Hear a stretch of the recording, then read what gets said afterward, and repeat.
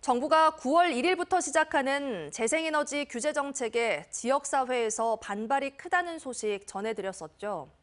민주당 등 야당과 시민단체들은 문재인 정부 때 추진했던 에너지 정책에 힘을 빼기 위한 게 아닌지 의심하고 있습니다. 정부는 정치적 의도는 없고 효율적인 에너지 생산과 수급을 위한 어쩔 수 없는 조치라며 반박하고 있습니다. 임지은 기자가 취재했습니다. 9월 1일부터 태양광과 풍력발전 등 재생에너지 사업을 시작하기가 매우 어려워집니다.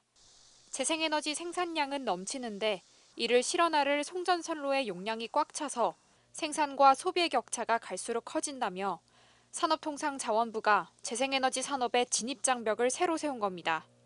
제목은 전력계통 혁신이고 그리고 출력 제어 최소화, 개통포화, 해소 대책인데 실제 내용은 호남 지역의 재생에너지 중단 대책으로 발표가 된 거예요. 민주당과 시민단체들은 정작 다른 이유가 있는 건 아닌지 의심하고 있습니다. 태양광과 풍력 등의 발전량 비중이 갈수록 커지고 폐쇄 시점이 하나둘씩 도래하는 원자력 발전소가 늘고 있는 상황을 윤석열 정부가 불편해하기 때문이 아니겠냐는 겁니다. 이른바 문재인 정부 때 중점적으로 추진했던 재생에너지 사업의 확장을 억제하고 원자력 발전의 비중을 늘리기 위해 재생에너지 신규 허가를 규제하고 있다는 주장입니다. 신재생 에너지에 대한 근본적인 반대, 그리고 온전 중심의 발전을 지속하겠다는 윤석열 정권의 정책이라고 봅니다. 이런 의심에는 윤석열 정부가 실제로 원자력 발전에 공을 들이는 것도 한몫하고 있습니다.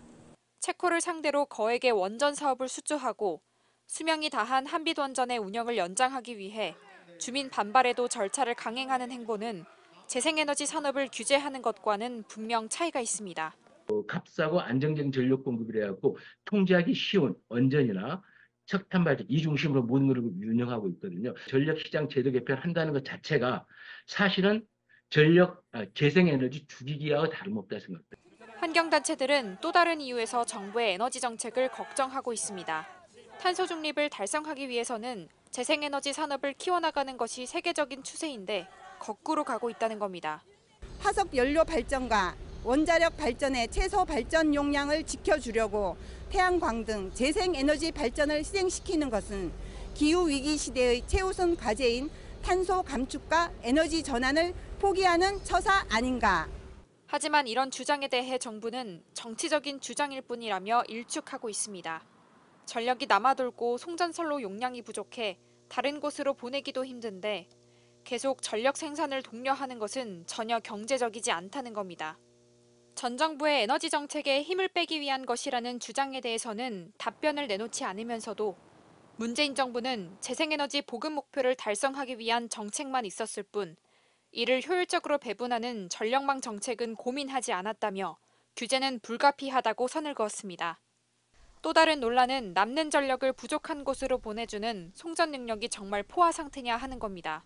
환경단체와 야당인 민주당은 송전망이 정말 포화 상태이긴 하는 것이냐며 자료 공개를 요구하고 있지만 정부는 대규모 발전원의 최소 발전 용량 기준 등 정보들을 업무상 기밀이라며 공개하지 않고 있습니다. 송전망이 과연 포화됐느냐? 그렇지 않더라라고 저희가 분석한 내용에 대해서 이것을 반박하기 위해서는 정보 공개를 해야 되고요. 국민의 생활과 환경에 미치는 영향, 지역의 미래와도 직결된 중요한 사안이지만 제대로 된 공론화를 거칠 시간을 갖기에도 촉박한 석 달의 유예기간만을 준 점 또한 논란인 가운데 재생에너지 규제 정책 시행은 이제 이틀 앞으로 다가왔습니다. MBC 뉴스 임지은입니다. 언제 어디서나 내 손 안의 뉴스. 광주 MBC 뉴스 유튜브 구독으로 함께하세요.